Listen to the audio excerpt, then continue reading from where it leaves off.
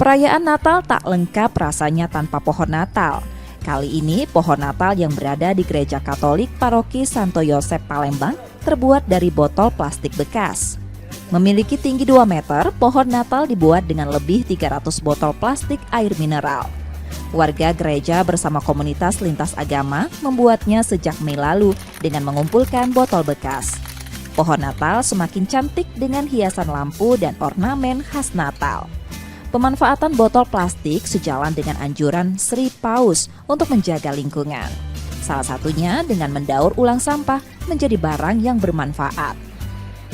Menjaga kelestarian alam semesta ini, menjaga agar alam ini tetap indah, menjaga agar alam ini tetap memberikan sesuatu yang bermanfaat bagi manusia.